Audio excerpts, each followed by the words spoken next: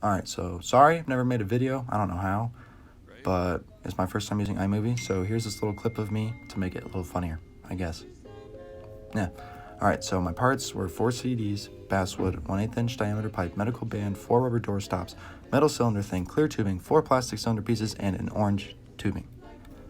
So here's the wood that I used. It's a long piece, and I cut it into 4 sections to make, that's basically the base of the car. And then I added some cross supports to make it a little bit stronger. There's a better view of it. And I added some little corner pieces to make it even stronger. And then I drilled holes in the sides, 4 holes. And I'm gonna put these plastic cylinder pieces in there like that. And then here's a little bit of a better view. Kind of messed up on the first time, but it's okay. And then with that, I stick this metal cylinder in there, which is really slick and it rotates really easily. So there's that.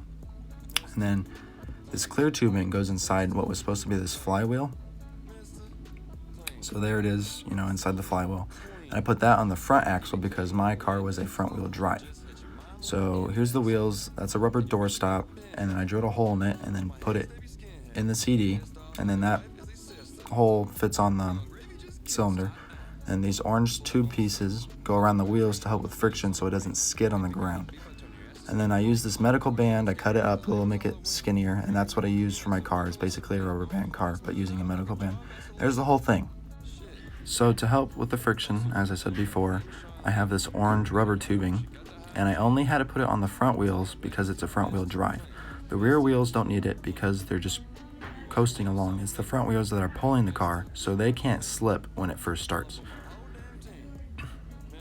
So for the actual pulling of the car, it uses tension, and using that rubber pink medical band, I cut it up so it'd have a little bit more of a stretch to it so I could stretch it further and that it would pull longer.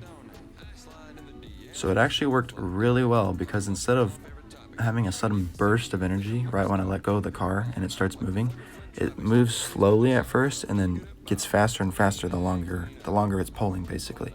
The downside though is that it only pulls itself for about 4 seconds until it starts coasting, so it doesn't go that far. But with those googly eyes and the nose, Mr. Mertz, I think this car is worth like $50. And I think your kid would like it. So if you're interested, hit me up.